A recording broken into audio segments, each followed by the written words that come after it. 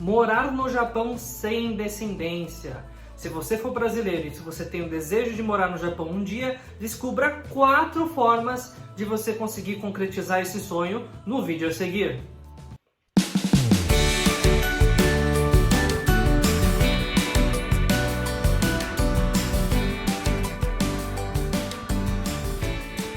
Minasan konnichiwa, canal Vinícius no Japão para mais um vídeo diário. Hoje nós vamos falar sobre formas com que os brasileiros conseguiriam imigrar para o Japão sem descendência. Uma das coisas que é muito comum hoje em dia é dizer que para você morar no Japão ou trabalhar no Japão, você precisa ser descendente. Isso não é verdade, tá? Inclusive já existe um grande contingente de imigrantes brasileiros que moram no Japão e que não são descendentes, da mesma forma que muitas pessoas que imigram para o Japão todos os dias, né, exceto nesse período aqui do Covid, mas em função de outros tipos de vistos que não dependem do fato de você ser descendente. Sim, brasileiros podem morar no Japão. Vamos falar aqui sobre 4 opções que os brasileiros têm hoje, não só os brasileiros, mas todas as pessoas do mundo, né, de outros países inclusive, para morar no Japão de forma regular, como qualquer outro japonês. Antes de mais nada, se você ainda não é inscrito, não deixa de se inscrever aqui no canal. Se você está gostando, comenta, já deixa a pauta para que a gente possa continuar discutindo sobre os assuntos que interessam para vocês. Esse canal ele é construído para vocês, por vocês. Então, se vocês mandarem pautas, a gente vai continuar fazendo e produzindo o conteúdo que vocês querem ver. Vocês querem ver o que precisa ser necessário para um brasileiro ir morar no Japão de forma regular. E vamos... O primeiro tipo de visto é o visto de trabalho. Aqui é importante vocês terem em mente que o Japão ele foca em áreas carentes. O que são áreas carentes? Áreas que os japoneses ou não conseguem atuar por uma questão de qualificação ou não têm interesse em atuar em função da natureza do trabalho. Vamos falar aqui de alguns exemplos que ajudam vocês a entenderem, inclusive o porquê os descendentes têm facilidade de entrada no Japão. Então, a primeira parte aqui é justamente relacionada aos descendentes. A maior parte dos descendentes, eles vão trabalhar no Japão para trabalhar em fábrica, um setor que é carente de mão de obra. Esse setor carente de mão de obra é um setor que tem muita atratividade de estrangeiros, tá? E pelo fato do processo de visto ser fácil, simplificado para os descendentes, por N motivos, isso acaba facilitando que a preferência seja dada a essa mão de obra de descendentes, ok? Mas isso não significa que é exclusividade. O Japão ele tem uma restrição sim para contratar mão de obra não especializada, ou seja, pessoas que vão em fábrica geralmente não têm uma especialização, é uma formação específica, técnica ou superior, que os credenciariam para um programa mais qualificado. Então, dentro do visto de trabalho, agora falando para os não descendentes, a forma mais comum é você buscar um emprego e consegui-lo antes de pisar no Japão. Como é que isso funciona? Isso funciona da seguinte forma, eu vou até colocando aqui as telas de um site para guiar vocês. Vocês vão acessar um site, por exemplo, Jobs in Japan, que é o que eu estou listando aqui, tá? Esse vídeo não é patrocinado, é só para ajudar vocês a entender. E aí tem várias opções aqui no Jobs in Japan sobre onde você pode navegar. Tem a região que você quer encontrar o emprego, se o emprego é part-time, é full-time, ou seja, período integral ou arubaito. Tem a questão do Nihongo, da necessidade do Nihongo. Tem a questão de você precisar de visto, se você não precisa de visto. Esse site aceita solicitações de emprego de estrangeiros, tá? Então não importa se você mora em qualquer país do mundo e se você inclusive não fala Nihongo, você pode se candidatar às vagas de emprego desse site. Se você passar pelo processo e for aprovado, você tem a carta de emprego que vai te dar entrada no visto, como qualquer descendente aí que atualmente consiga esse visto, tá? Agora, tem algumas dicas aqui. Como eu disse para vocês anteriormente, o Japão não contrata em qualquer setor. Existem alguns setores que você tem mais chance de ter sucesso, digamos assim, que são setores mais carentes de uma forma geral. Um dos setores mais carentes é o setor de tecnologia, o setor de TI. O setor de TI para programadores, desenvolvedores é um setor carente no mundo inteiro. E o mundo inteiro tem recrutamento da mesma forma como o Japão. Só que se você é programador, desenvolvedor e tem interesse de morar no Japão, mais do que em outros países, você com certeza pode ter entrada facilitada em função da sua formação e da sua experiência profissional, ok? Então, se você é programador, você tem boas chances, inclusive, de conseguir um emprego, inclusive rápido. O segundo tipo de ocupação que é bastante comum é de professor de inglês.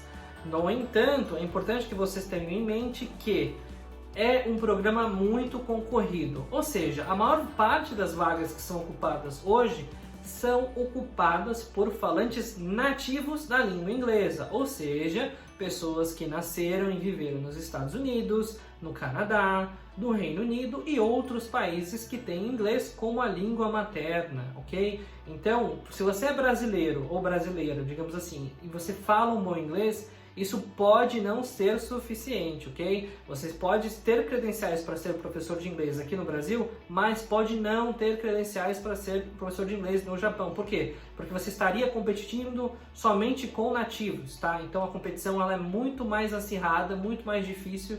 Então o programa ele é dificultado e por fim, todos os setores eles aceitam solicitações de emprego de pessoas que moram fora do Japão e precisam de visto. No entanto, existe uma questão que está sempre presente em 80, 90% das vagas, que é o Nihongo avançado. Tá? O Nihongo ele tem vários níveis de proficiência e isso é medido através de um teste. Né? A gente tem, por exemplo, do nível 5 ao nível 1, sendo o nível 5 o nível mais básico, e o nível 1 o nível mais proficiente, mais avançado. Para você trabalhar no Japão, você precisa de pelo menos o nível 2, né? No máximo nível 3, ou seja, a maior parte dos empregos qualificados exige que você tenha o japonês avançado. O japonês avançado ele é imprescindível para que você consiga fazer negócios no Japão, tá? Então, esse programa de visto de trabalho, ele privilegia a mão de obra qualificada. Isso não é nenhum demérito para ninguém, tá? Qualificado é só um termo que é utilizado. O qualificado aqui tem ensino superior, pode ter pós-graduação, tem experiência de trabalho, muitos anos de trajetória, fala um bom Nihongo. Se você se encaixa nessas características, fica tranquilo que se você tiver paciência, você vai conseguir mudar para o Japão muito em breve.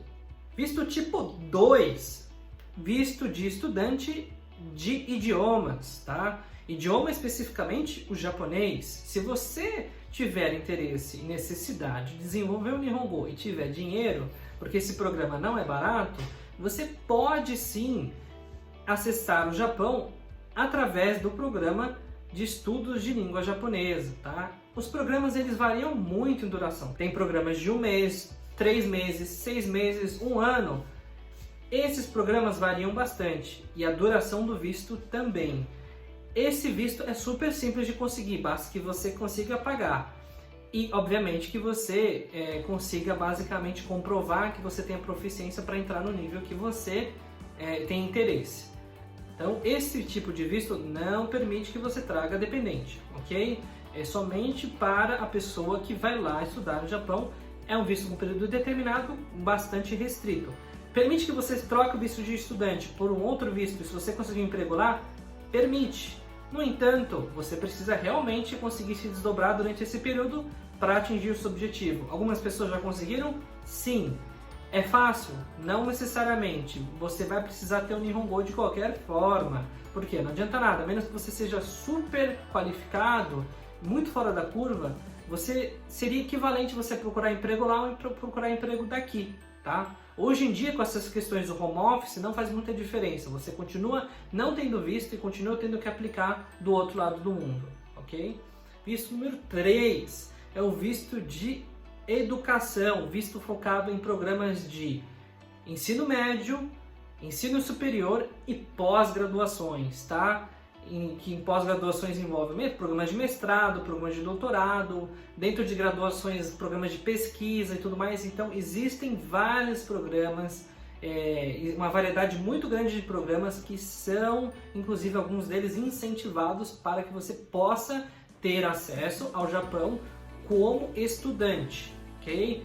Dentro desses programas, a gente tem, por exemplo, o primeiro que é um programa de bolsa de estudos para a educação superior, ou seja, existe um programa que é o MEXT. O MEXT, ele é anual, tem muito tempo aí de existência. Vou deixar o link aqui embaixo na descrição, depois a gente faz um vídeo só para falar de MEXT. Mas é um programa que inclusive dá bolsa de estudos, ele paga todos os seus custos e te dá bolsa de estudos para você ir morar no Japão, ser subsidiado pelo Japão, né, dado que é um programa de pesquisa.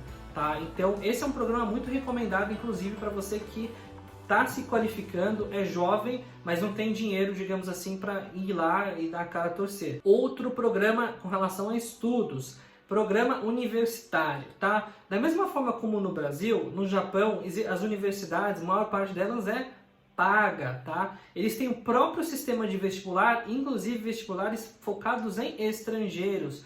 Você consegue sim, muitas vezes, fazer essas provas, eu não sei agora com a questão do corona, mas talvez inclusive não presencialmente. Você consegue fazer as provas de universidade e se você for aprovado como estudante estrangeiro, você tem garantido o visto de estudante. E mais, você pode trazer um dependente se você tiver acesso a esse visto, tá?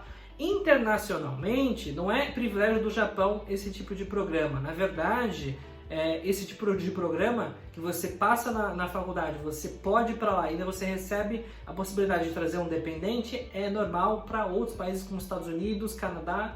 Mas lembra que dentro desses programas tem uma armadilha, que esses programas eles são pagos, eles não têm bolsas de estudos e eles são caros, ok? Então, realmente, digamos assim, se você talvez não tenha a melhor condição financeira no momento, é muito improvável que você, ainda que seja admitido, consiga de fato ir para o Japão. Por quê? Porque eles vão exigir comprovação financeira para você e se você não conseguir comprovar, você não vai conseguir de fato ter acesso ao programa e ter acesso ao visto, tá?